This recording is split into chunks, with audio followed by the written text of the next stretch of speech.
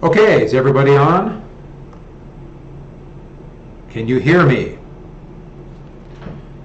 Let me see if this is working. I need my monitor.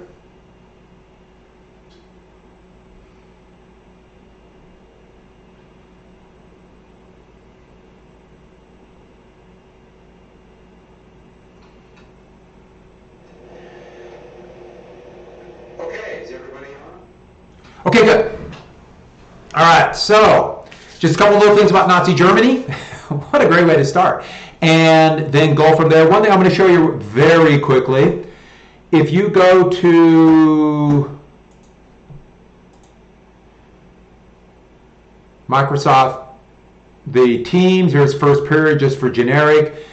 I put out a connection to YouTube, and there's one more, also the Partridge Post. And it's a little glitchy in there. Sometimes it comes in, sometimes it doesn't. And if you do hit this, are we getting there? Yep. So if you do hit YouTube, it's going to come up with this. It won't load in the app. Sometimes it will, sometimes it won't. But if it don't, just hit go to site, and there'll be a quick little link to my YouTube channel. Boom, it pops right up.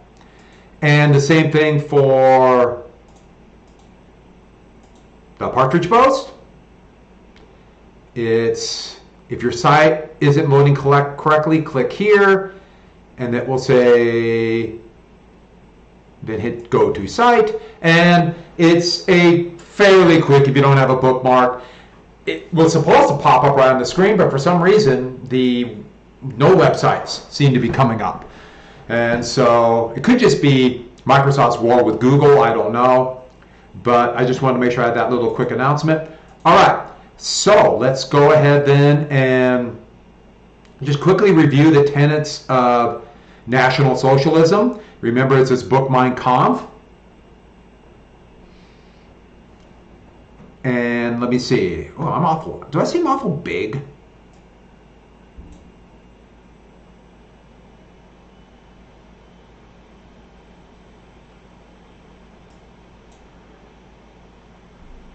Did I go backwards in time? All right, I'm going to change my size. I seem big to me. I want to be smaller, but I still think I like being in there so you can kind of like see that I'm not just recording this. Okay, so Mein Kampf, there's Nazi ideology, and don't forget it's these tenets. Treaty of Versailles, and that's the Agenda. Stab in the back. And then scapegoat, demonize the other. And I went through all those different glyphs, but communists were the #1 enemy, but behind everything were Jews. The master race, and everyone is jealous. And this goes back to culture, and they really bought into the idea of eugenics, which started in the United States. And the leader principle. And don't forget, they never tell the truth. It's a tenet of a totalitarian dictator. Never tell the truth. Always imply that everybody's lying. If everybody's lying, just look for a straw man to tell me the way. In fact, that's an important element. If you never know the truth, you're always insecure and looking for security, and the strong man will provide it. Ein Volk, ein Reich, ein Führer. And then, let's see, das Volk. Remember, socialist in this context does not mean socialism, and it's all the people together. Social unification. Remember the mass. Lebensraum, and that's right where we quit. So, Hitler went to jail, wrote Mein Kampf. They came back as still a relatively minor party. I mean, there were a few National Socialists elected to the German Reichstag, which is their national assembly. And they, like most of the rest of the world, unlike the United States, Britain, and Canada, there's a reason for that, but they have representative democracy as proportional in their parliament. So the percentage of members of the National Socialists or the Communists or the Christian Democrats or the Social Democrats, those are all those parties. Whoever gets over 15%, they will get seats in the Reichstag. And so this will encourage lots of different parties, but it's going to be rare when one party will have the majority, so there's going to have to be coalitions. And all through this time before the Great Depression, in the German government, there was no one party with the majority. It was a coalition of parties in the center. Christian Democrats, sometimes the Social Democrats would mix with them, but all these other groups that would be in there, the National Party, the Nationalist Party, they're just all these political parties that made up a coalition. So no one party had power. And then the Great Depression blew everything up. The Great Depression hit Germany much harder because they still had not gotten out of World War I, the problems with that, and remember, they're still paying reparations. They're still paying it. Now, they've made a deal with the United States for the U.S. to loan them money. Then they would use the money that the U.S. loaned them to pay the reparations. And then, ironically, those countries would use those reparations from Germany to pay back their loans to the United States. And there was this weird circle called the Dawes Plan. And it was relatively in effect. To be honest with you, it was kind of silly. Basically, it was bankers collecting fees, which should sound familiar. But when the Great Depression hit Germany, it shattered it. They had come out of hyperinflation. They created a new kind of money, replaced the old currency, stabilized the financial system by 1924. But 1929, the Great Depression hit Germany much harder than even the United States. In Berlin, unemployment was as high as 50%. Nationwide, there's estimates as high as 35%. Some areas like the Ruhrland, the most industrialized region, their unemployment rate was as high as 75%. That is like Akron or Detroit in the United States. And Germany already had a huge population below the poverty line. And here are citizens of Berlin scrounging through a garbage heap looking for scraps of food. Starvation hit and hit hard. And the big thing is this seemed to show that capitalism was flawed. And this gave power to the communists and the socialists. And there you see communists marching in the street. And with the communists gaining power, those, especially middle class and the upper class who were fearful of the communists and socialists, they looked to somebody to take on the communists, and that's where the National Socialists took their power. The German, or the National Socialist German Workers' Party, they came in saying, we can get out of the Depression, we will bring Germany to greatness. It was the Treaty of Versailles, it was the communists, it was Jewish bankers, it was the fact that we're disunified, it was this liberal, decadent Weimar Republic. And so they ran that saying that they will destroy the unemployment problem and bring Germany back to greatness. So this cartoon right here, let me get my little pointy mouse. That's showing the high unemployment, and here's the workers bringing the snake of unemployment down. Here's the snake of unemployment, the bad economy, and look what the National Socialists did. And so their plan was to run within the Weimar Republic, using the tools of the Weimar Constitution to destroy the Weimar Constitution. And they made it very clear, we're going to destroy it. This is a decadent system and we're going to bring it down. But to a lot of people fearful of what's going on, you have now the two extremes. Communism, which to a lot of people, and socialism, which represented workers' rights and seemed like a good thing, but on the other side, to the wealthy, it seemed like we're going to lose what we have. To middle class, it seemed like it's going to ruin the system that they have done well. And don't forget the fear of that new dictatorship in the Soviet Union. Well, in 1930 and 31, Germany would begin austerity. And what that meant is they dramatically cut back on government spending. Part of the reason they cut back on government spending was they said we had to cut back on government spending on things like the safety net. Remember the safety net and direct aid for now the new huge numbers of unemployed. And there was very little direct aid in Germany at that time, except for healthcare. But they also had to pay back the reparations. And then they said, we can't pay our reparations anymore. They quit paying it in 31, and they would not repay it for another 45 years. But they cut back on government spending. saying that tax revenues are down, we need money elsewhere. But the problem was when the government cut back spending, with all the problems of the Great Depression, which I mentioned before, including debt deflation, this led to a massive increase or massive decrease in demand. Unemployment went up. It was an economic disaster within Germany. Austerity, cutting back government spending in 1931, would directly lead to the expansion of the National Socialists, because they came in and said, we will make good for the German people. We will bring you back to work. We will assure that you have food and shelter. But you as good Germans, not the others. By the way, that's Germany's new Chancellor, Paul Brüning, and Brüning would become the symbol of austerity. I should add, Herbert Hoover was doing the same thing in the United States. I just saw a little scheme to me, oh, forget it. And so in 1932, the Nazi Party actually became the biggest single party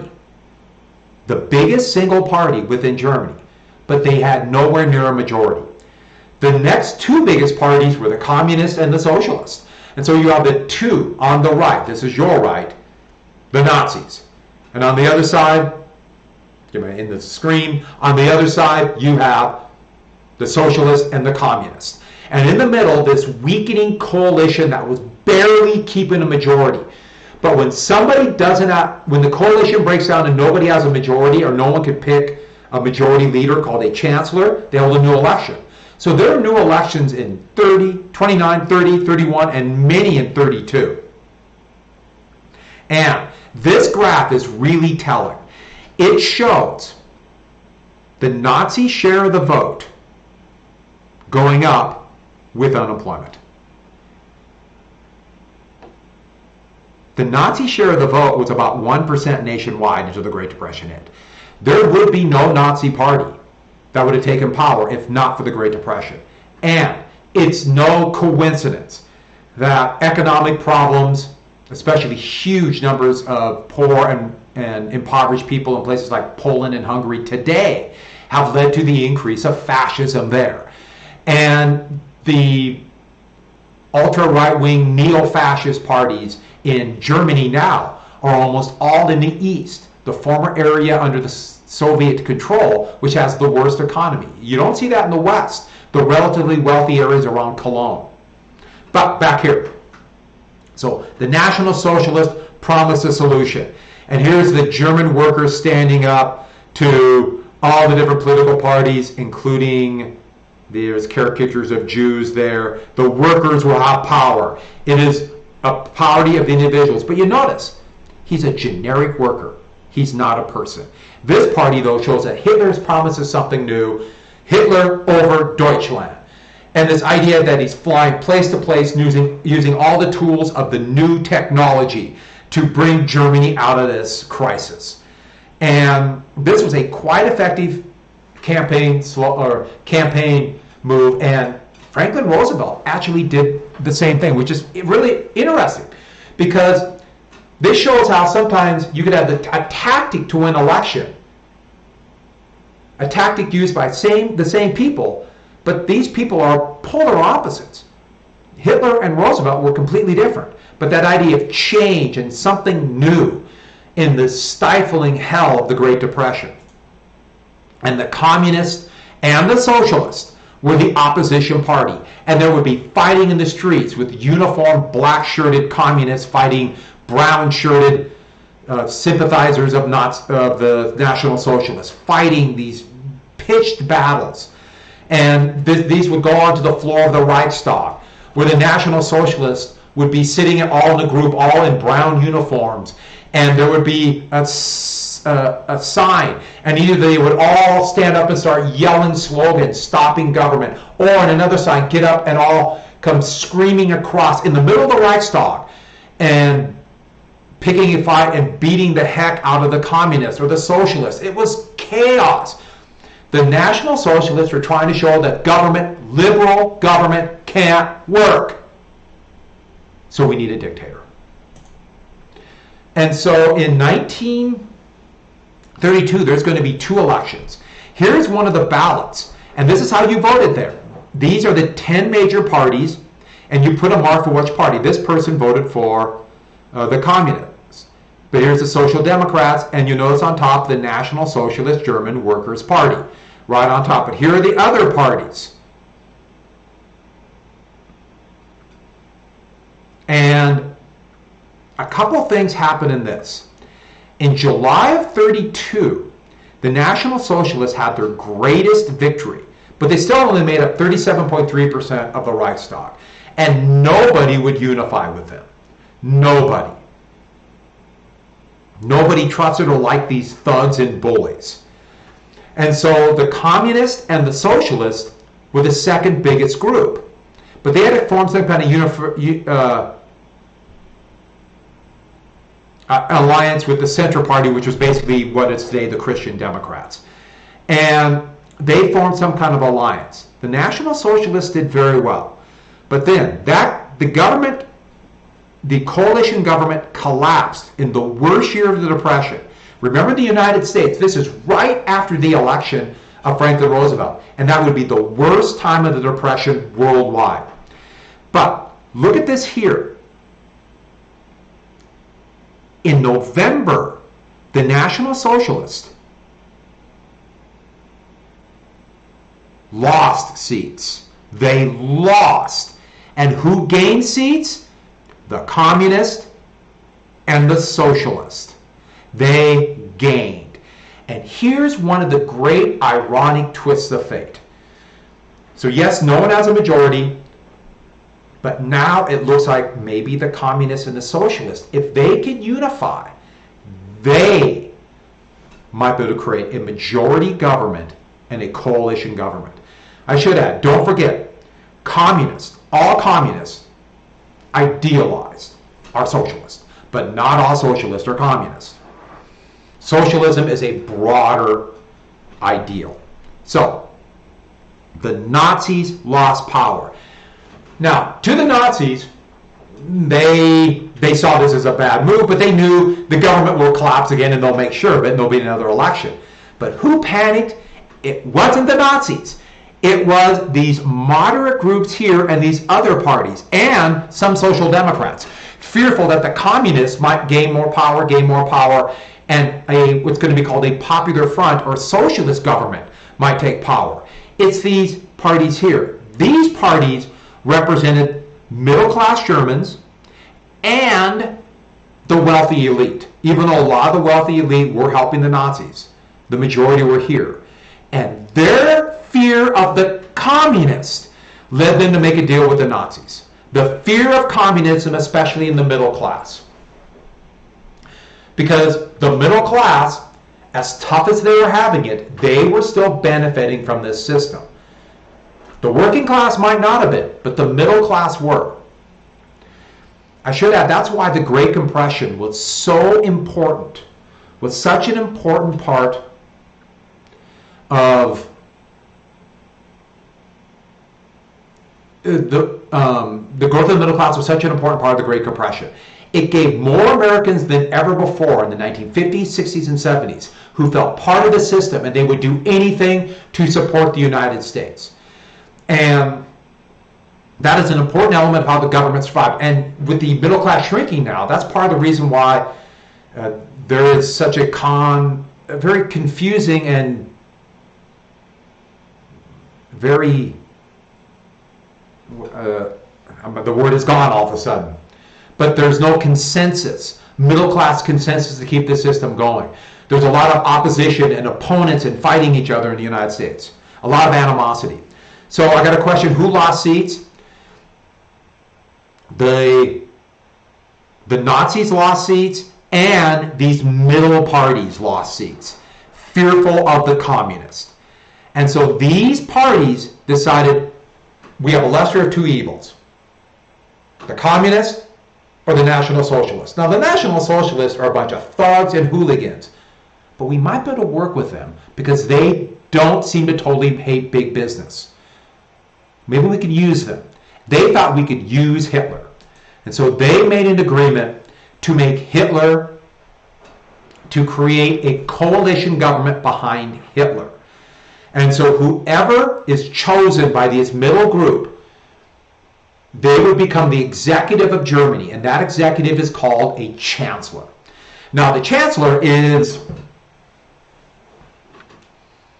like a prime minister in Great Britain.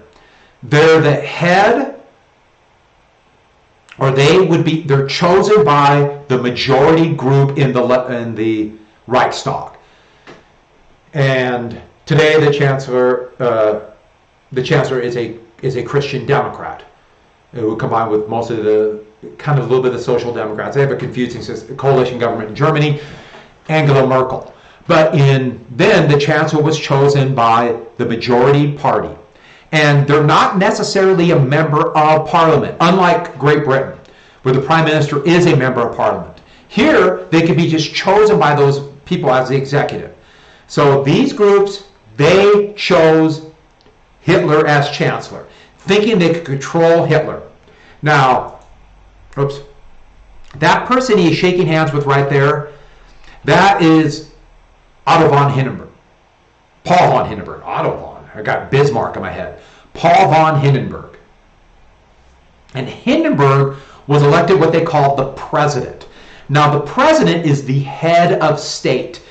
And they have a limited executive function, but their big function is to not only represent Germany, and that's why they chose this war hero. Hitler ran against him actually 6 months before he was chosen as chancellor. But they represent Germany, and they have to approve of the new chancellor. And they're the ones who say the existing coalition is failing, call a new government. And so the president is slightly more in a figurehead. They have more power than, let's say, the Queen of England, which technically has to call parliament and that thing in Britain. But they're the head of state. The United States has nothing like this in reality. In the U.S., we have the kind of weird system where the United States has the head of state and the executive as the same person, the president. And this can cause some real political issues, because it's a great way for the executive to say, you can't criticize me, I represent the state.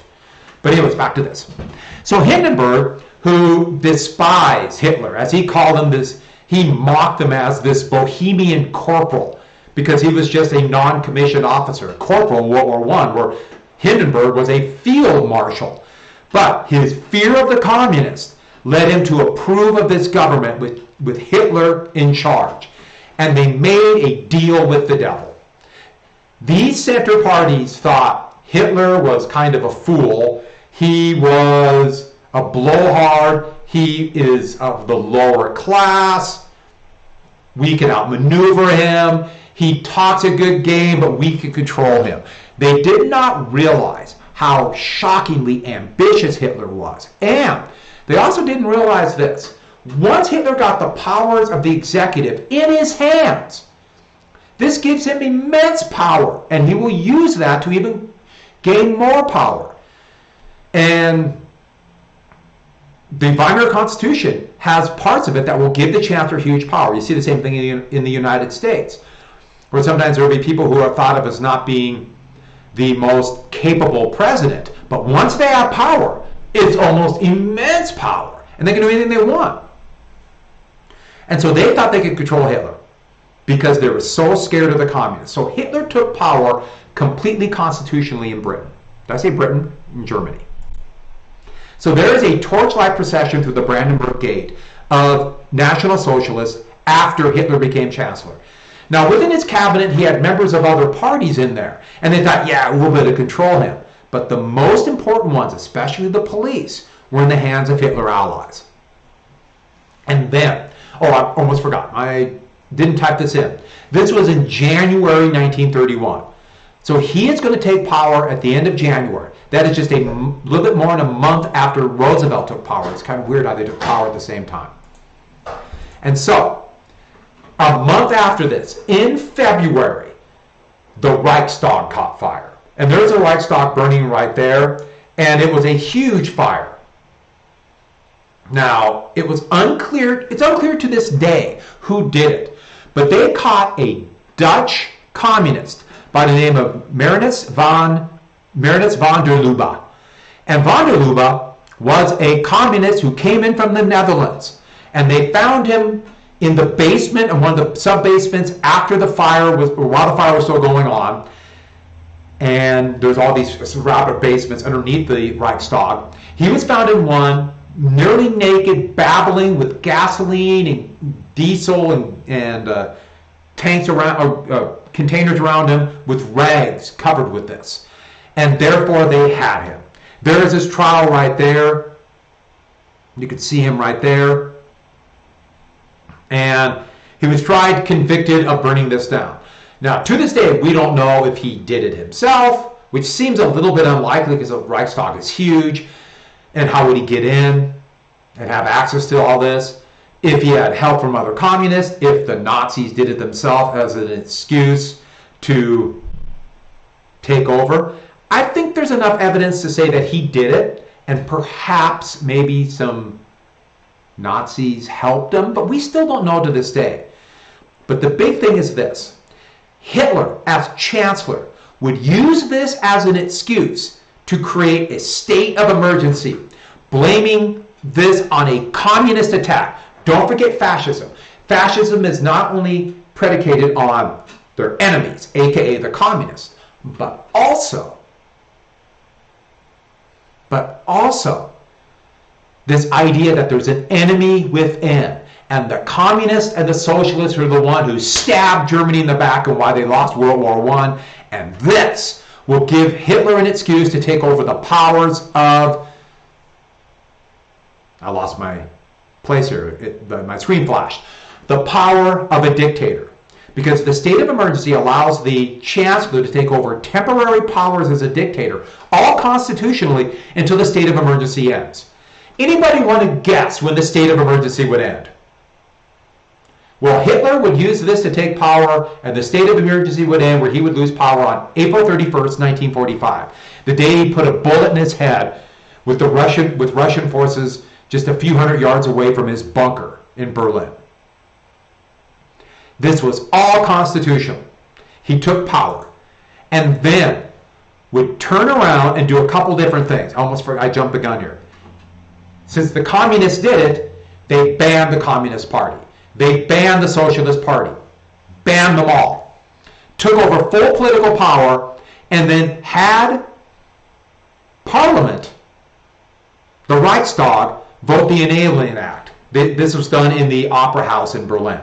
And there's the Enabling Act, the law passed. And you notice on the top, Paul von Hindenburg, the president, signed this. He signed this. That would give Hitler the power to decide when the state of emergency would end. So this gave Hitler the power of a dictator, given to him by Parliament. All of this was done technically under the Constitution. And yes, this could happen in virtually every republic. This could happen in, things like this happen in World War II to a limited extent, for example, in Great Britain. And this could happen here.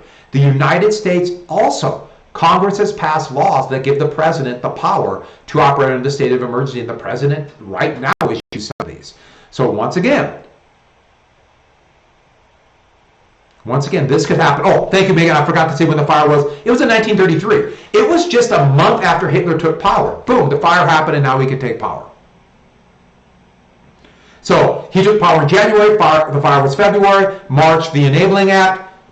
And what did he do? Ban all political parties. The communists were banned. And very quickly, right after the Enabling Act, the first concentration camp would be created. Now remember, I talked about terror and what Nazi Germany did, or what Italy did with concentration camps and terror. Well, this happened right there. Yes, it was February 1933. And where are we at here? The first concentration camps. And here political prisoners were kept. So where did they take all the leaders of the Communist and the Socialist Party and all the leaders of the labor unions? They put them in the first concentration camps. Now, under fascism, that is, under a totalitarian state, That is how you control. Those who might lead to dissent down the road, they're disappeared. And they would be put in there, soon their families would be put in there. Mussolini talked a good game, Hitler did it. Good game, what a weird way to put it. And so that is a picture on the top. That is the first concentration camp, and that would be it at Dachau. Dachau is near Munich, and it was an old munitions factory that they turned into a concentration camp. These barracks, the barracks would be based upon horse stables. So they would put horse stables, and this would become the norm. And here are concentration camp prisoners in Dachau, and you'll notice they have the striped uniforms. If they ran out of uniforms, they put a cross on their back. All political prisoners. So communists, socialists, leaders of labor unions, and soon anybody else who is seen as not pledging full loyalty. A lot of people believe the concentration camps, that is where Jews would be placed. No, only if, at least at first, only if they were communists or leaders of labor unions or somebody who might be seen as leaders of an opposition party. As Hitler gained more and more power and started using more and more power, they would put these prisoners in there. And they were never tried with anything. They were not on trial unless they wanted to make a big show trial, and they would be held indefinitely. In fact, a lot of them were put in there as they sought for their own personal protection. Their own personal protection. The idea would be, they would be put in there because if communists were let out into the streets of Germany, they would cause such disruption that the good people of Germany would have no choice but to rip them apart physically. And so this was meant as self-preservation. And of course, this is garbage. And Stalin would soon do the same thing to his political opponents. And soon concentration camps would pop up all over. These are not the same as the death camps that would be created after World War II started in areas that Germany occupied. And it is unfortunate that sometimes people, when they think concentration camps, they immediately think of Birkenwald, which is, for example, the death camp as part of the Auschwitz chain, because concentration camps were horrific. And many of the prisoners would be starved, beaten, or executed there. And they would set up furnaces to cremate the bodies. But it's important to see the distinction. These are political prisoners. This is how he took political control. So, almost immediately. And opposition would soon be taken away. That is Dachau, and that's what it looks like after. That's a picture I took, and that is a symbol of, well, the fences would be electrified, and prisoners would go there. You had no idea when you would be out, no idea where you'd be punished, no idea when you would be tortured. These were just nightmares. And a lot of prisoners would take their own lives by electrocuting themselves against the electrified fences. And this is a memorial to them, and it's really a powerful one. My picture did not do it justice. At Dachau, the bodies, people, they're symbolizing them jumping against the fence. It's really well done. But the gate to get in there, they had this almost, well, ironic. It's like a dark, mean joke. It says, Arbeit macht frei. Work will make you free. And the idea is work hard and someday you'll be let out. And so these would become slave labor facilities. And the concentration camps, especially when war began, would be turned into people in prison or taken from other countries as slave laborers within the war machine. We'll talk about that a little bit more later. So, soon, one by one, the political parties will be removed. So by 1934, that's what a ballot looked like. Remember the one I showed you with all the different people on it? Now look at this one. One choice, the National Socialist German Workers' Party. And those are all the leaders of the party, and you have one vote. It's still a democracy, right? You get a choice. And there's another one, a plebiscite. Plebiscite means a one choice. For Germany or against Germany. This is actually for an area called the Saarland, or the Rhineland, but boom. Vote for Adolf Hitler? Ja! Nein. So, just a couple more things really quick. Hitler's supporters, these veterans of World War I, they would with money from the wealthy contributors, would start buying uniforms. And they got a bunch of uniforms that were actually purchased before World War I and held in storage for colonial Africa, for the German colonies there. They were brown to kind of be for colonial Africa.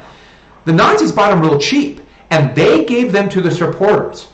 And so that's why they're going to be called the brown shirts. And many of the pictures of Hitler you'll see in this kind of tannish brown uniform. That's to put him in relation with his foot soldiers. And they would soon be called the SA, which means Star-Abteilung, or Assault Division. Originally they called themselves the Sports Brigade, but then it said sports had kind of a connotation of not being serious. And so the SA, or the brown shirts, and these would be the ones who would battle communists in the streets. They would be the ones who formed this informal paramilitary militia for Hitler. His followers, all dressed alike, all with the armband, all with the same hat. And after Hitler took power, they stayed intact, even though we never really had full command of them. And we have to get to a couple things in really quick. Here's a picture then of stormtroopers, all brown shirts, attacking a Jewish-owned bakery and beating the people in. And this is a watercolor done in 1933, and beating them mercilessly. You see them covered with blood, and putting up Nazi flags and breaking the windows of this Jewish-owned shop in Germany. There was a small population of Jews. It was just a couple, 3% of the population. When the war began, it would be 1%. But the leader of it, I'm not going to take you through the details of it, but the leadership, by 1934, Hitler saw them as a threat. Ernst Röhm was his name. This is not a class on Nazi Germany, so I'm not going to make you know Ernst Röhm. But you got to know what they did. He was an old friend of Hitler, but he was becoming too powerful. And Hitler decided he's a threat. And so they accused them of trying to overthrow the government and become communist. And in 1934, it's called the Night of the Long Knives. And it goes from June the 30th, so June through July 2nd of 34. And that's where Hitler destroyed the leadership of the SA. And there's Ernst Röhm right there. And what they did is they arrested them all, mass arrest. And many of them they executed on the spot, saying they're enemies of the state, which Hitler could do under the Enabling Act. And the rest would be tried in these huge show trials where they would confess to being involved with attempts to overthrow the Chancellor, to overthrow Hitler, to maybe bring in Stalin's rule. All pure garbage. But remember what I told you about terror. They used torture, and the torture was not to get the truth. The torture was to get confessions. And this is where Hitler got rid of his enemies, and this was quite an eye-opener to all the rest. Don't attack Hitler. I should add, Stalin in the Soviet Union paid attention. And 2 years later, he did the same thing to all of his potential rivals within the Communist Party. He had them arrested and murdered, tortured to death in what's called the purges. He learned from Hitler as a way for him to consolidate power. So that's the Night of the Long Knives. Hitler did not want competent leaders. Hitler did not want powerful, popular leaders. He wanted sycophants. He wanted people who were totally loyal to him. And he made it clear, if you weren't loyal to him, that is the biggest crime in Germany. That's the only crime. And so he created his own private guard called the Staatsstaffel. And this is the SF. Oh, the Schutzstaffel, I'm sorry. The Schutzstaffel. Oh, it means basically a special detachment. And originally this was his own private guard that would guard him at functions outside the SA. They would be more professional. But their leader was intensely loyal to Hitler, and after the purge of the SA, they became bigger and bigger. And this was going to be a fully Germanic group, all blonde-haired, blue-eyed, Aryan Germans, In fact, they were units that were all recruited. His own personal guard, at first example, was all over 6'2", so they would all be these big, powerful men that Hitler could see this is the master race I'm creating. And soon they would become the guards of the concentration camps. They would be the ones who would carry out the death camps, and they would be the most fanatical German soldiers. Their leader was Heinrich Himmler, and Himmler, a total sycophant, a toady to Hitler, who was totally engrossed in this German superiority, this culture, the Aryan master race. Even before he became a Nazi, he was engrossed in it. And this horrible man would run the Standstiefel. He would be the ones who would carry out the first executions of undesirables and then the final solution in 1942. And he was chosen for his total loyalty and created his own massive fiefdom where he got wealth and power and riches, and the SS. And soon the SS would become, they would go away from being perfect Aryans. They would take pretty much anybody. And the German secret police would be the Gestapo. And they would be run by Hitler's toadies. And this is their Gestapo headquarters in Berlin. That is gone now. It was totally destroyed in World War II. All that's left is the basement. And now the basement is one of the best museums I've ever been to. If you get a chance, go. It is fantastic in Berlin.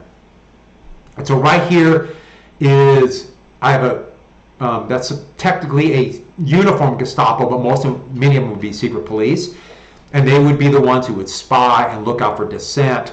And if you're captured by the secret police, you have no rights.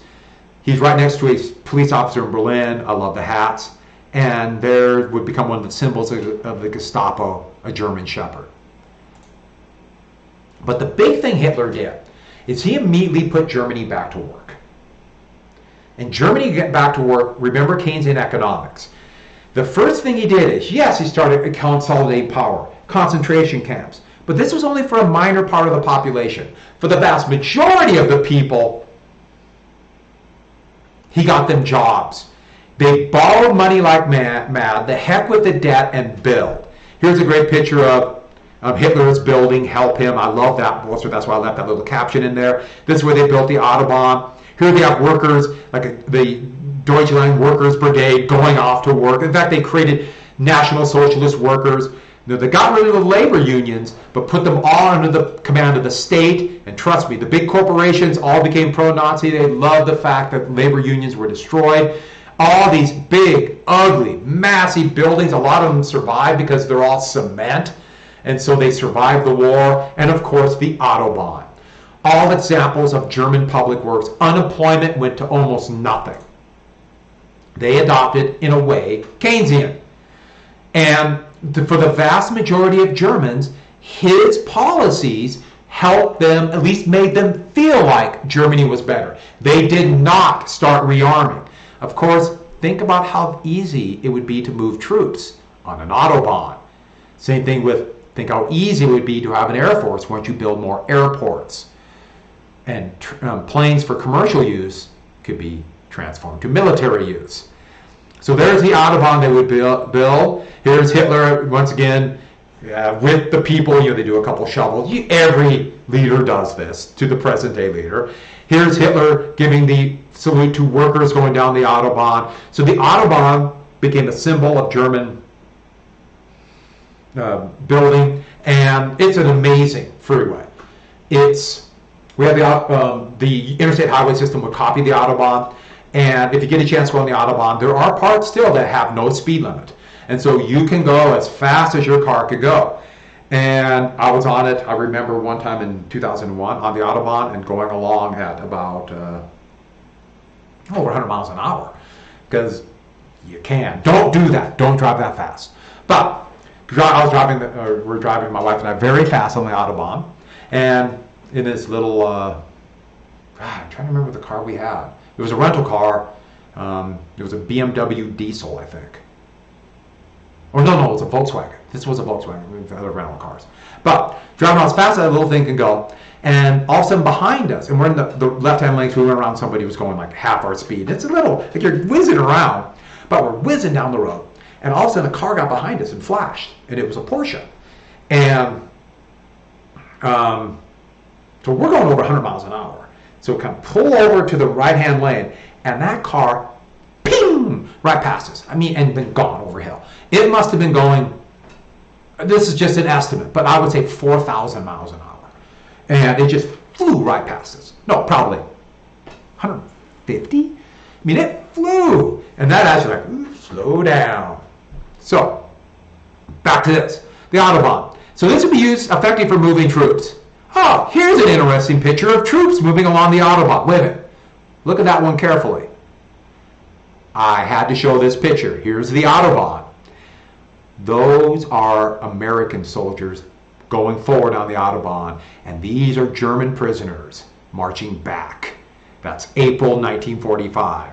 So the Autobahn had lots of purposes. So they also built cars for everybody, and the idea was that all German workers could have a car. In fact, they gave a name for it. Remember, Das Volk, the people, so the people's car, aka Volkswagen. And Hitler personally approved. Here he is approving the brand new Volkswagen, which we all call the Beetle now. And the plan was you could save up money by buying these stamps. And once you get enough stamps, you save enough money to buy this. And the idea was a cheap, efficient car that all Germans could have.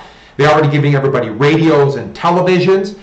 After the war, the die cast, so the machine tools that were there to mold the Volkswagen Beetle, those still existed in places like Dusseldorf and Hamburg in the rural region. And so Germany had to rebuild their industry to start getting money back into the country. So they started building this car right after the war. It was almost an exact replica of the People's Wagon approved by Hitler. And this would become kind of a niche car all around the world, including the United States in the 70s or the 60s and 70s. And they built this car basically until 1974 in Germany and all the way up to the 1990s in Mexico and Brazil. So the unemployment rate tanked and the German economic recovery went fast. They built up a huge debt and didn't care. They went off the gold standard, didn't care. And Hitler became probably the most popular president or leader Germany had ever, and this is frightening, but will ever have. Even though he was at the same time the concentration camps. But it's amazing how many people can think, oh sure, there are bad things going, it's a little uncomfortable, but it won't happen to me. Won't happen to me. Won't happen to me. Someday it will. And look what happened to party membership. Exploded. You're in the party, you made it big. And Hitler's face would be everywhere. And I love these two ones. First off, all girls join the Hitler Youth. And here's a boy for the Hitler Youth, this 10-year-old to get to join. And you notice generic Aryans, but the only one that matters, Der Fuhrer. And they begin to attack articles of decadence. I'm going to go just a little bit further. I am not going to show The Gathering Storm. I'm going to give everybody another day, and I'm going to watch The Gathering Storm with you on Monday. This is taking longer, and I thought everything takes longer. But this is also really important to see how this incredibly cultured, civilized, well-educated country can devolve into this. And it's not unique to Germans. Even though there were places or that intense nationalism of culture there. So back to this. So here is, this is the German, there see a few in brown shirts. It said that it's Hitler, but I'm not sure that it's Hitler. But looking at decadent art, like the Impressionists and the new modern abstract art. Hitler liked very realistic art. They called it social or National Socialist realism. And here is all these great German philosophers. Many of them were Jewish. And the Nazis will blow this up. We don't need this decadent vermin of these National Socialists. Here's a book burning in Berlin. This is now a memorial in the streets of Berlin. Very subdued memorial because they don't want to admit this. Oh, it's a snow day on Monday. Well, let's do one of two things. I will do, you're right, we don't have school. I will do a, record it on Monday or do it on Tuesday. Let's do it on Tuesday. So, book burning of all decadent authors. And who was behind all of it? Well, the propaganda against Jews. Now, it's always against communists and these elite, but always behind are Jews. Der Stürmer was the Nazi magazine, which, horrific magazine. The editor would be accused of a war crime after the war. Here's this horrible caricature of Jews, which, by the way, you would have seen the same kind of things in things like the Dearborn Gazette. Remember, that's Henry Ford's magazine. So this was the most racist time in history and one of the most anti-Semitic times. And this is the fear of Jews. They're Jewed. And this all is to build up this propaganda and the attacks and this hatred against Jews as not being real Germans. And Jews were assimilated in German society as much as any other German. In fact, one of the officers who recommended Hitler for his Iron Cross in World War I was Jewish. He kept that secret. But they find the scapegoat. And here's the connection of the Jude, who's behind all of these different inferior races. Remember National Socialism. So, this weird Oriental, but for that is Arab. African. Here's another African. Here is North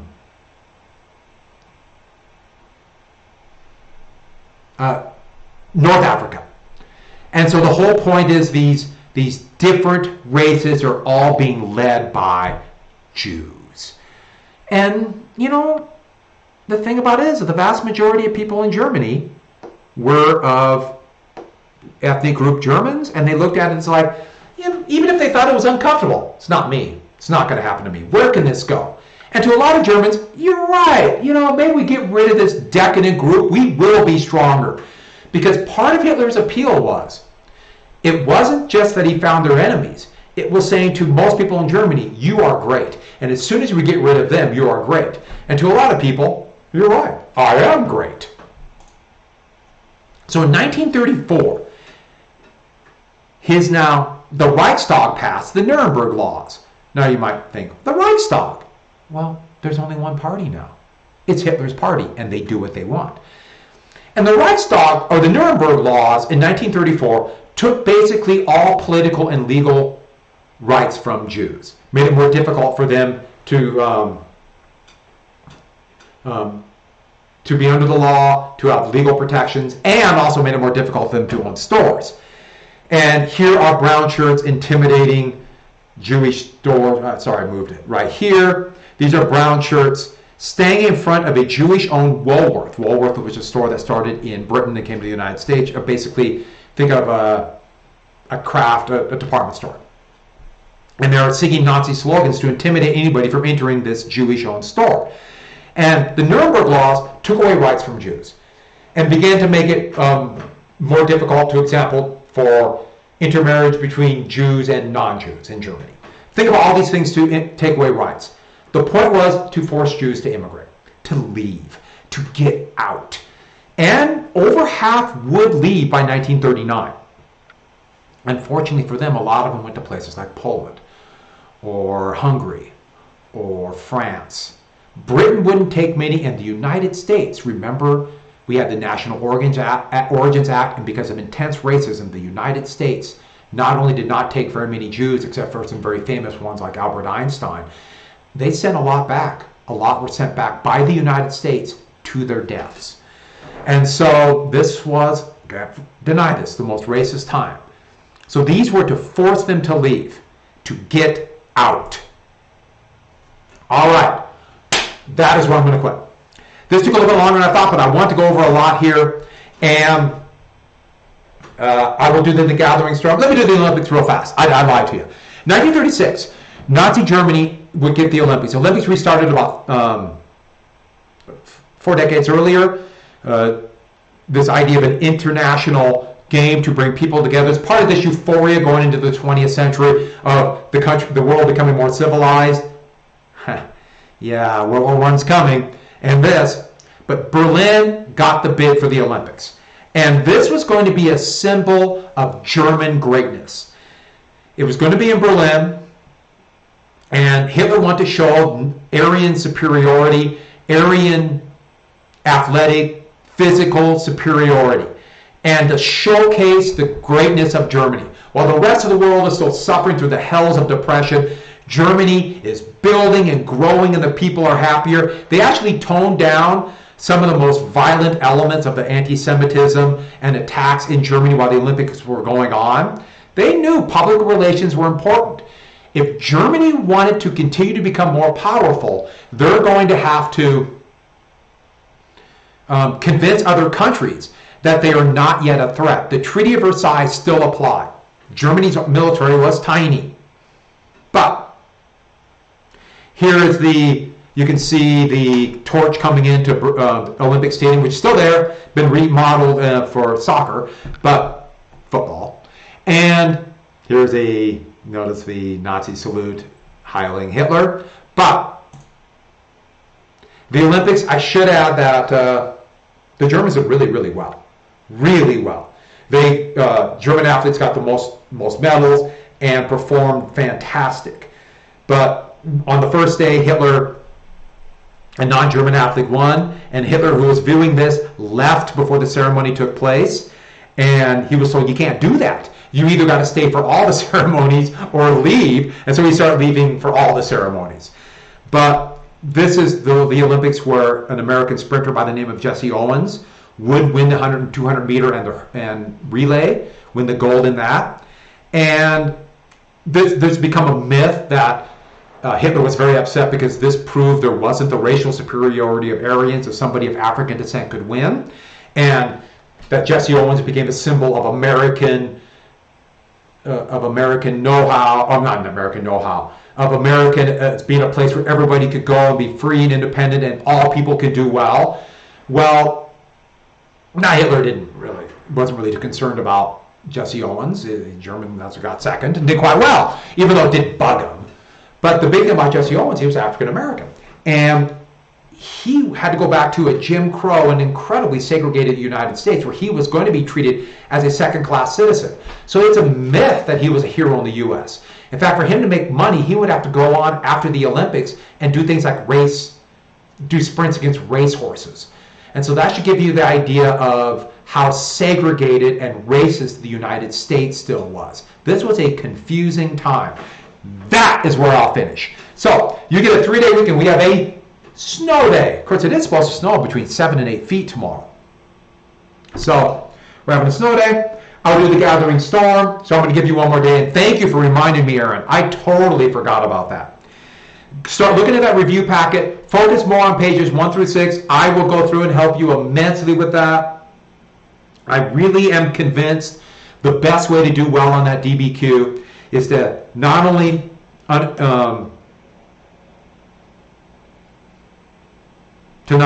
understand how the documents will relate to your thesis, but using real, concrete, factual examples of these factual examples of the documents.